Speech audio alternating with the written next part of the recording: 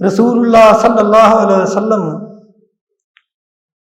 کے ساتھ محبت رکھنا یہ ایمان کا تقاضا ہے، اور اسی محبت کا یہ تقاضا ہے کہ ہم ہر معاملے میں اللہ کے رسول کی اتباع کریں۔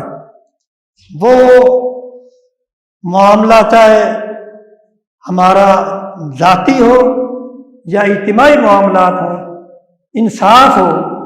اب انصاف دیکھیں کہ رسول اللہ صلی اللہ علیہ وسلم کا طریقہ کار کیا تھا۔ آپ نے فرمایا کہ اگر میری بیٹی بھی چوری کرے تو میں اس کا ہاتھ بھی کاٹ دوں گا،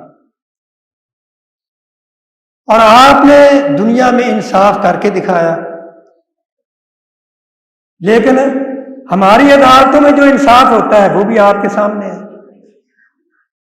اور پھر رسول اللہ صلی اللہ علیہ وسلم نے فرمایا کہ ایک مسلمان کے دل میں دوسرے مسلمان کی ہمدردی ہونی چاہیے۔ اب فلسطین میں یہ اسرائیل اور کافر قوتیں وہ مسلمانوں کے ساتھ کیا سلوک کر رہی ہیں، اور مسلمان حکمران ان کا طرز عمل کیا ہے؟ کیا ان سے قیامت کے دن پوچھا نہیں جائے گا کہ تم نے اپنے بھائیوں کی مدد کیوں نہیں کی؟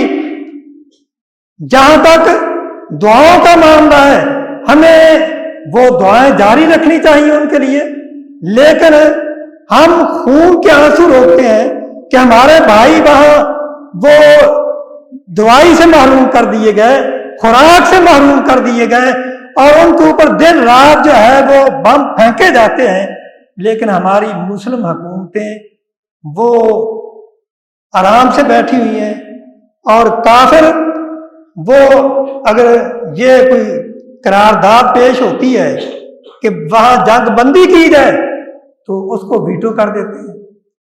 تو اس لیے ہماری حکومتوں کا یہ فرض بنتا ہے، مسلمان حکومتوں کا، کہ وہ مل کے ان مظلوم مسلمانوں کی مدد کریں۔ اللہ تعالیٰ ان کو سمجھ عطا فرمائے اور رسول اللہ صلی اللہ علیہ وسلم کے طرز عمل کو اپنانے کی توفیق انہیں عطا فرمائے۔